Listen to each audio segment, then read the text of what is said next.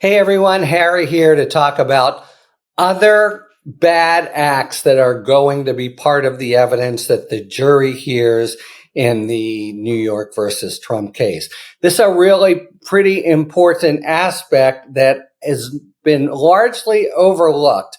We understand the basic scheme here, right? Stormy Daniels comes forward and it's a very delicate time in the campaign. So they pay her $130,000, but they camouflage that payment and they do it in such a way that there are 34 misidentifications that are alleged here to be felonious.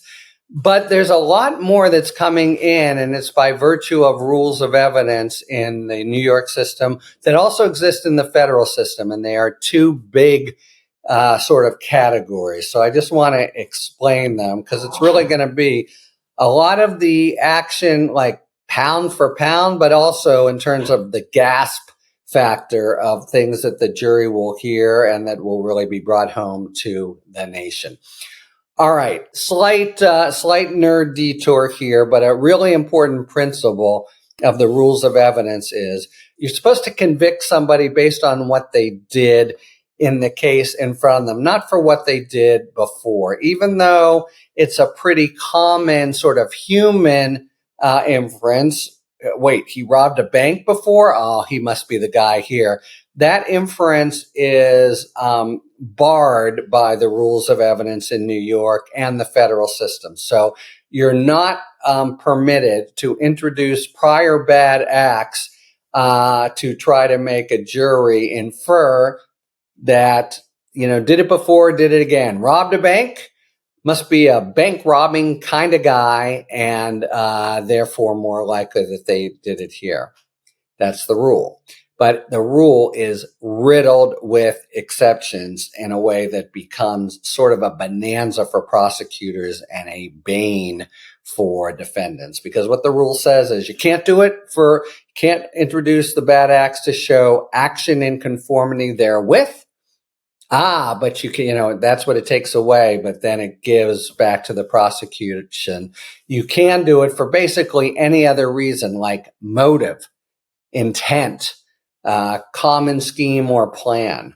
So we are going to be hearing a lot of evidence, and it's already started today, that goes far afield of the Stormy Daniels episode, starting with the whole way they're starting the trial, the catch and kill meeting with the National Enquirer to deal with any kinds of accusations that would come up by smothering them. That's got nothing to do, notice, with what happened with Stormy Daniels. In fact, it's a very interesting hole in the evidence, and I'm eager to hear, because Pecker, the head of the National Enquirer, pays McDougal $150,000, Dino the doorman $30,000, but then draws a line for some reason. He's off the Trump train when it comes time for the $130,000 to Stormy. But in any event, we're starting way back when, and why?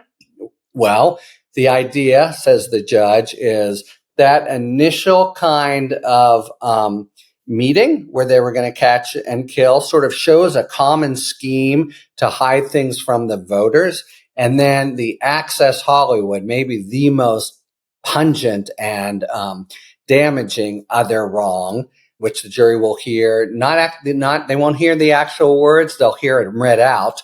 That's based on a judgment from the court that it would be a little too prejudicial to Trump to actually hear it in his own voice, but it's going to be pretty bad in the voice of the prosecution. Anyway, they'll hear him boasting and coming off the bus and talking about grabbing women by the genitals and the like. And why? That's not Stormy Daniels, right? But it's a huge crisis in the campaign. And they take a real hit. They think they're in particular trouble with women. And so when Stormy Daniels comes forward, they've got to do something about it. What does that mean? Motive. Why would they have done it? So it's being permitted, even though it's another crime or wrong act, in order to show motive.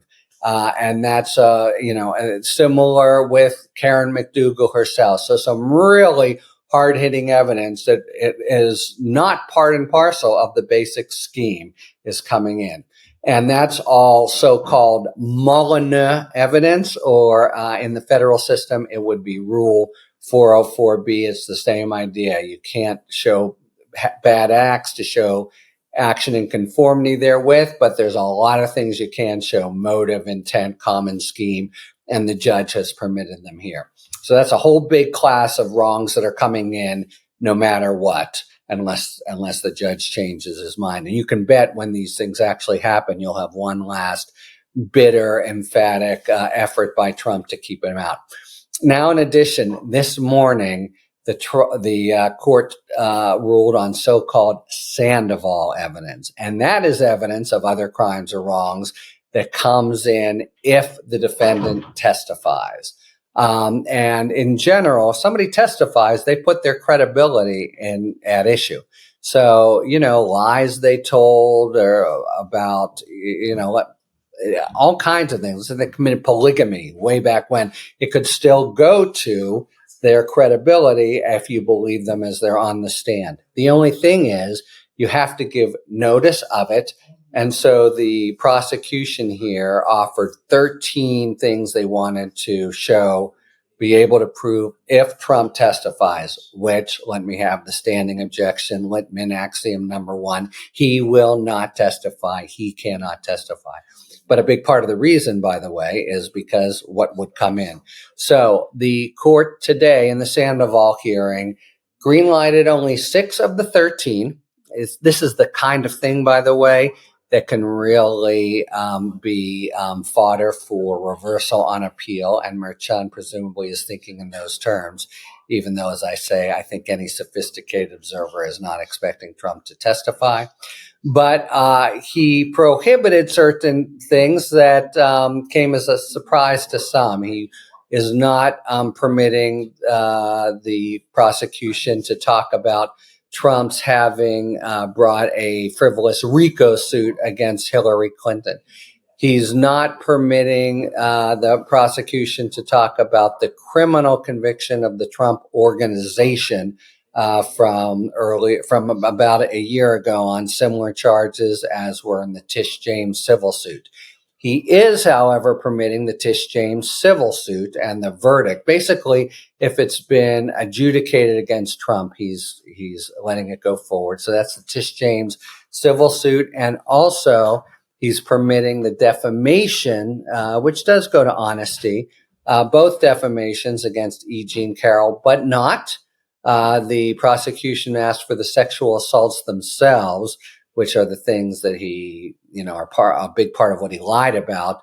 And the court said, no, the sexual assaults don't come in. But the defamations come in, the Tish James civil suit, and that guilty verdict comes in, and a handful of others.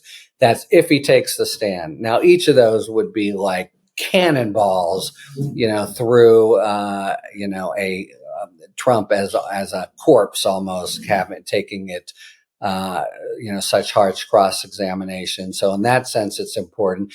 In another sense, though, it's academic because Donald Trump, axiom number 1, will not testify.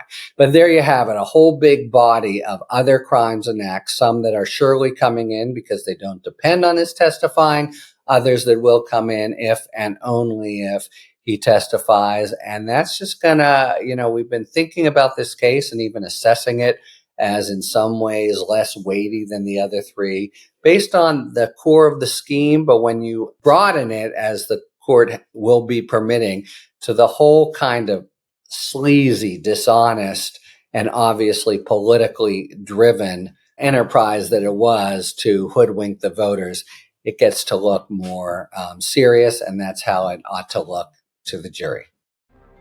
Talk to you later. Thanks for tuning in. If you enjoyed this video and other Talking Feds content, please take a second to like and subscribe. Talk to you later.